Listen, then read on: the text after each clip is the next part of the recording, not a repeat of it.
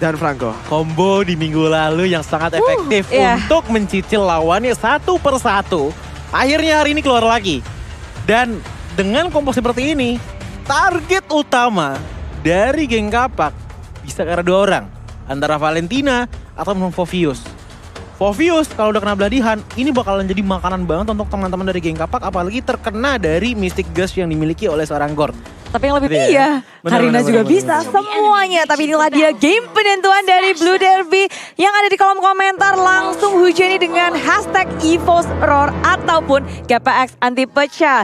Kita bakal menyaksikan bersama-sama, ini adalah pertemuan pertama dan terakhir mereka untuk regular season MDL season yang ke-6. Oke, mari kita lihat dan ternyata Ray sudah menggunakan emblem sawi. Jadi mungkin ini menjadi possibility untuk seorang Ray untuk menggunakan Karinanya sebagai tank, Choji. Ya, bisa banget untuk menggunakan tank karena balik lagi dengan emblem jungle. Oke, memang dari segi damage dari teman-teman geng Kapak ini sebenarnya udah cukup dengan ada One dan juga Gord. Bahkan Rinasmi pun masih bisa mengeluarkan damage yang decent dibandingkan dengan hero-hero yang lainnya. Tapi berarti ini kalau misalkan kita ngomongin dari segi emblem, Sujin dia harus ngambil karena burst banget. Ditambah lagi dengan adanya harus Divine Glaive dan juga Guinness One. Kalau enggak, Karinanya bakal susah banget untuk ditumbangin. Ya, maju terus menerus dari kedua gold laner juga sekarang dari EVOS. Mereka benar-benar harus memenangkan gold lanernya dari Awat Super Supriyadi dan juga Brans. Pilihan mereka adalah ya harus tajir cepat-cepatnya di pressure oleh kedua roamer milik EVOS dan juga GPX. Mereka harus bisa tetap tajir. Tapi sini juga di arah atas yang kita bahas ya. Dimana Rinasmi pastinya memiliki sedikit keunggulan. Enggak, sebenarnya keunggulan yang besar sih kalau di dalam laningnya sebelum level 4. Tapi Cloudcon udah mengetahui ini langsung rotasi ke arah atas untuk melakukan cover dan meninggalkan mid lane-nya. Dan ini bisa aja menjadi dive untuk GPX. Udah ada Karina bersama juga dengan Ando. Dari arah belakang tersandwich sudah Cloudcon mau ke arah mana? Mystic Projectile memang nggak kena. Tapi Cloudcon dengan sangat lihainya flicker on point berhasil untuk kabur dari kematiannya. Di arah top lane 3 hero pun gak cukup untuk menangkap Cloudcon. Wow, well played sekali dari Cloudcon di sana, di mana flickernya digunakan dengan sangat efisien ya. Timingnya juga well played banget dan dia berhasil untuk escape dari dive yang di setup oleh GPX. Tapi dari atas masih ada damage yang dilakukan terhadap Cyclops. Rinasmi tanpa recall masih bisa memenangkan kondisi di sana, tapi lihat stunnya langsung kena dari Ando untuk mengamankan first blood yang langsung didapatkan oleh Ray. Iya, first blood ditambah dengan turtle kemenangan early yang sangat baik untuk tim GPX. Ini adalah angin segar untuk early game dari GPX. Mereka berhasil mendapatkan objektif bersama dengan satu jungler dari tim EVOS Icon. Jadi sekarang dari sisi Brans pun dia harus bisa benar-benar menangin laningnya karena dari sesujinya udah rada kewalahan. Untuk early game ini dia agak ketinggalan dari segi levelnya pun dari Ray ada satu perbedaan level. Ya, dan bahkan kalau misalnya kita lihat dari segi emblemnya aja ya, ini dari Rinasmi udah ngambil ke arah Festival of Blood dengan penambahan yang namanya Penetration. So, ini udah dipastikan bahwa Dreams bakalan menjadi salah satu target penting sebenarnya untuk dari seorang Rinasmi, kalaupun emang dia mencoba untuk depan sana memberikan momentum. Tapi yang unik adalah dari Andonya, kita tahu bahwa dari pasifnya seorang Gord ini bakalan nambah damage-nya seberapa banyak dari damage yang bisa diberikan. Contohnya kalau misalkan ada Mystic Gust 3 kali kena damage ke arah lawannya, otomatis damage-nya akan meningkat di damage selanjutnya. Dan itu berarti bakal cocok banget digunakan dengan Impurage. Tapi di game kali ini dia menggunakan Mystery Shop untuk bisa meminimalisir waktu yang diperlukan untuk mengambil ke arah Clock of Destiny. Iya, buat mendapatkan power spike lebih cepat. Iya. Ya.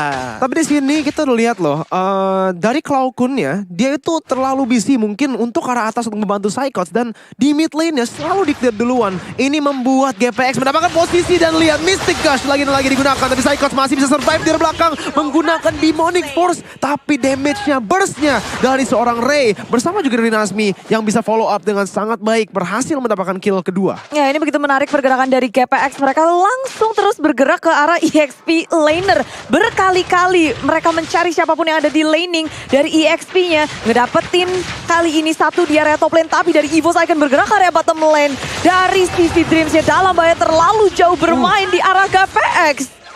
Wow. Ini permainan dari tim EVOS, mereka berfokus ke arah gold lane, sedangkan GPX mereka fokus ke arah EXP lane. Ada 2 rotasi yang sangat berbeda dari kedua tim ini. Tapi dari segi turtle, GPX mendapatkan 2 kali secara berturut-turut dari turtle. terus menambah dari segi network yang sekarang udah beda 2000 di menit yang keempat. Cukup baik, tapi terlalu jauh bermain. Fredo Cute sudah termakan di area depan sana. IMU dari Cloakun tak bisa untuk melakukan diri. Ada hook terakhir mendapatkan Cloakun. Wow, lagi dan lagi dari GPX ini. Movement mereka loh yang bisa adaptasi di dalam walaupun situasinya yang bisa dibilang buruk ya tadi untuk Fredo. Tapi langsung diputar balikan. Ini outplay kecil yang menambah terus nih. Iya, dan bahkan kalau misalnya kita lihat dari item to build-nya, ternyata dari seorang Gord-nya dari Ando, ini beda build-nya daripada mage yang biasanya. Dia meng-approach kepada enhanced talisman terlebih dahulu untuk di arah early game-nya untuk skill spam-nya. Ya, tapi Ranes ini dia Retup Lindo gak bisa bertahan lagi. Dan tapi dengan adanya satu turret yang hilang, dia hilang pun kayak masih sangat baik untuk GPX maju ke arah depan. Hampir. Ando nyaris saja Hampir. untuk ngedapetin jackpot. Tapi sayang terlalu terlambat untuk bergerak ke area top lane. Bentar itu konsep sudah dikeluarkan. Cloakun dalam bahaya maju ke area depan. Mundur ke area belakang. Dari Cloakun merespon dengan sangat cepat. Flicker yang bisa dimaksimalkan untuk kabur dari jangkauan Ray. Wow, GPX di 6 menit awal ini bener-bener dominating ya bisa dibilang Parah. dengan gold lead yang mereka bisa dapatkan 2000 dan juga 2 turtle, 1 turret. Jadi dengan pressure mereka miliki ini udah kayak setup yang bagus banget. Bahkan untuk Ando yang di mid lane sebagai Gord bisa dibilang Gord ini gampang vulnerable ya kan kalau misalnya ditangkap oleh EVOS Icon. Tapi karena lead yang udah diamankan ini jadi susah banget bahkan untuk seorang untuk EVOS Icon menangkap Gord. Iya, starting pointnya sebenarnya di saat Fovius di atas di ganking sih oleh 2 player dari teman-teman dari Geng Kapak tadi. Itu yang membuat bahwa dari laning phase-nya teman-teman Geng Kapak ini sangat-sangat kuat. Bahkan dengan hilangnya turret di arah top lane sana berarti roamernya ataupun Fredo Cutie gak harus wajib ke atas lagi. Dia bisa fokus ngebantu ke arah awatnya karena juga kasihan awat. Counternya 2 nih, ada Fovius dan juga Kufra. Dia mau tidak mau harus dimodalin dengan sekian banyaknya gold yang ada untuk menjadi tombak utama dari Geng Kapak untuk daerah mid lane sampai ke arah late game-nya. Iya, dan aku ngerasa di sini EVOS mereka menghindari semua war yang ada, Iya. nggak mau repot-repot untuk melakukan war di arah Turtle pun 3 kali berturut-turut. Tapi ada hook yang on point dari Fredo Cute. Mancing mania ngedapetin Bran, 1 member dari EVOS tanpa adanya penjaga di arah bottom lane berlanjut ke area mid lane. GPX tak berhenti di situ, semua yang ada di depan mata mereka dieksekusi dengan baik. Kali ini Dreams Bouncing Ball dikeluarkan, Tyrant Rest hanya mengenai 1, tapi balasan dari tim GPX begitu galak. Satu persatu benar-benar hilang dari tim EVOS Icon. Gak bisa untuk melakukan balasan bagi tim GPX. Wow, perfect gameplay bener-bener dari GPX dari rotasinya bahkan sampai itemization. Lihat gak, Fredo immortality-nya itu early banget. Dan itu actually membantu dia untuk survive. Iya, karena emang gameplaynya dari tadi adalah Fredo Cute ini bukan Franco pada biasanya. Di mana Franco bersembunyi di balik tempat yang aman. Dia justru maju duluan dan langsung beladihan dengan sangat-sangat cepat. Dan di sini follow up-nya emang ada 2. Ada One, ada Gord. Jadi kill potensialnya itu bakalan sangat-sangat tinggi banget. Dan bahkan kalau misalkan kita lihat dari tadi gameplaynya ya, gak ada teamfight loh. Ini pick off mulu loh. Entah itu ada 2 lawan 1 atau 3 lawan 2. Gak ada teamfight yang benar-benar besar-besaran antara 4 lawan 5 ataupun 5 lawan 5. EVOS belum siap sih untuk war. Mereka Belum masih sama cari item untuk Brands, ngasih space untuk Brands, tapi GPX nggak mau kasih itu. Dan lagi Fredo Cute, Iron Hook yang terus bisa ngedapetin 1 player dari tim EVOS. Psychos berhasil untuk kabur ke area belakang, tapi Awat Super Riyadi berusaha untuk mengeksekusi. Mulai dibalas, Demonic Force ke area depan. Psychos masih bisa selamat, tapi pemain GPX mereka harus kehilangan Ando. 1 Iron Hook lagi, malah mendekatkan dirinya terhadap pemain dari EVOS Icon. Fredo dalam bahaya, 1 hit terakhir dan Fredo masih bisa selamat. Wow, EVOS Icon dengan performance-nya di sana berhasil untuk memutarbalikan situasi. Tapi lihat di belakangnya udah ada flank yang berhasil dilakukan di sini. Mari kita lihat Ray-nya maju ke arah depannya, menuju ke arah Cloakun. Tapi di arah belakang, Brand masih bisa melakukan kiting. Fredo juga membantu Ray untuk mendapatkan kill kepada Cloakun. Rinasmi berhasil mendapatkan solo kill melawan Brand. Dan lihat Watt-nya yang memiliki crossbow of tank tapi tidak butuh digunakan. Mereka berhasil mendapatkan 3-0. Terpancing EVOS Icon untuk mengejar pemain dari GPX, malah dibalikin sekarang di area tengah. Shadow dari arah depan sana, Fredo memang tumbang, tapi lini belakang dari EVOS mulai jadi sasaran bagi tim GPX. Tertangkap satu persatu, Psychos bersatu melawan defense di arah mid lane-nya.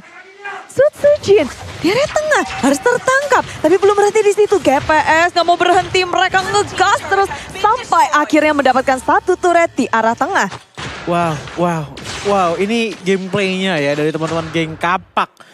Bener-bener sesuai banget, bener-bener akurat banget dari segi kalkulasinya. Beladihan yang dilakukan oleh Franco. Iya, satu darah loh. Satu darah loh itu, Iya. tapi in exchange bisa menumbangkan Julian itu adalah harga yang sangat Worth mahal. banget. Harus dibayar oleh teman-teman dari EVOS Icon.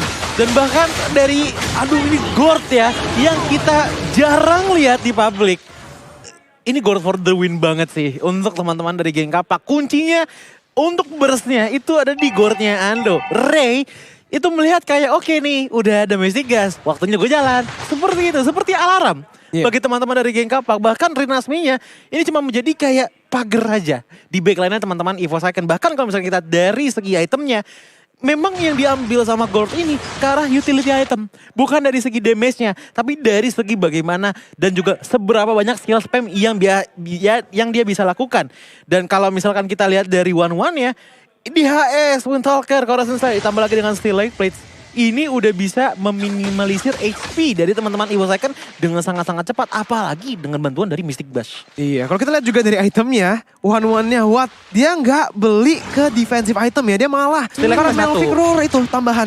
Iya, sama Malefic Roar. Hook, Iron Hook membawa Psychos balik dan lihat langsung udah Dreams yang menggunakan Transformation dan juga Rage. Psychos masih bisa survive dan dia berkembang belakang menggunakan Demonic Force-nya. Watt masih bisa kiting di sini di mana udah damage lagi dan lagi Psychos maju ke depan. Rinasmi bakal langsung ditumbangkan dan Fredo pun tertumbangkan. Comeback dari EVOS Icon, tapi dari crossbow tank yang digunakan dari seorang Watt mendapatkan satu shutdown. Killing spree, Dreams bakal terjatuh, tertambangkan juga, tapi Sujin mendapatkan shutdown dan itu dia wipe out.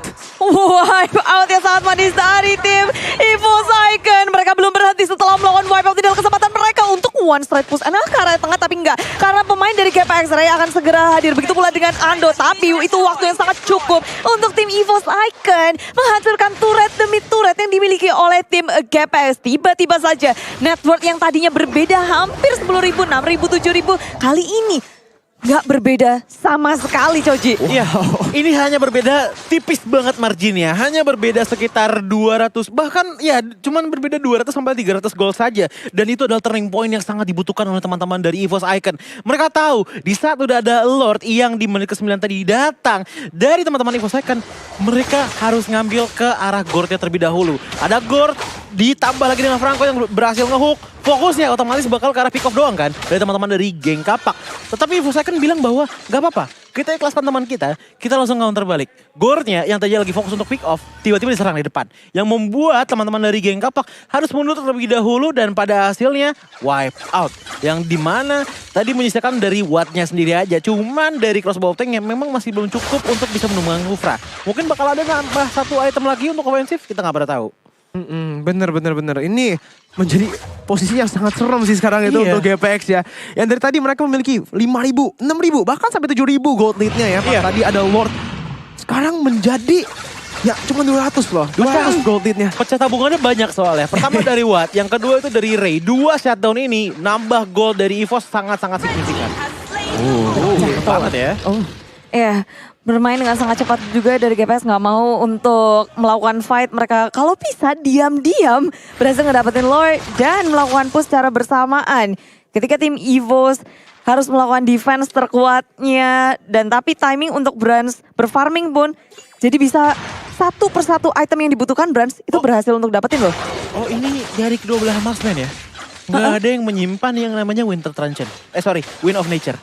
Jadi dari kedua belah marksman ini bakalan bisa dipukul dengan physical attack tanpa adanya terkecuali sama sekali. Bahkan kalau misalnya tadi itemnya seorang one-one, ditambah lagi itu satu bener, Scarlet Phantom. Ya, dari segi damage ini one-one udah bakalan maksimal banget dan satu-satunya item defensif itu cuman ada Steel Lake Plates doang yang nambah defense. Dan sisanya dari Iritel, bahkan gak ada defensive item sama sekali. Jadi Iritel ini bakalan jadi salah satu target yang empuk banget untuk dari teman-teman geng Kapak. Iya, tapi gitu pula bakal menjadi salah satu senjata yang tajam dari EVOS Icon untuk menghancurkan tim GPX. Tapi GPX perlahan tapi pasti satu turret base sudah hancur di tangan mereka tanpa harus ada trade sama sekali dari hero mereka ataupun dari segi laning. bisa diakalin dengan sangat baik oleh tim GPX. Lantai pasti lagi dan lagi. Flicker tambah dengan Iron Hook mendapatkan satu member dari tim Evo Icon. Berusaha untuk maju ke depan. Instinct pop up tapi awas Super Supriyadi. Sudah bisa terbang. Langsung terus mau Dream dalam bahaya. 3 member akan down. Tapi GPX belum berhenti. Benfica satu di pop up. Evo Icon. Mereka kehilangan begitu banyak Tristan Dream. Seorang diri untuk melawan defense GPX. Hanya kehilangan Fredo. Sementara 4 member lainnya berfokus untuk mendapatkan base turret. Sekuat tenaga nge-clearing minion dari seorang Dreams. Berusaha sekuat tenaga melawan defense. Tapi Immortality pecah dan inilah dia. GPX dengan kemenangan ini mereka akan pecahkan telur EVOS. 0 victory sekarang menjadi 1 victory melawan EVOS Icon.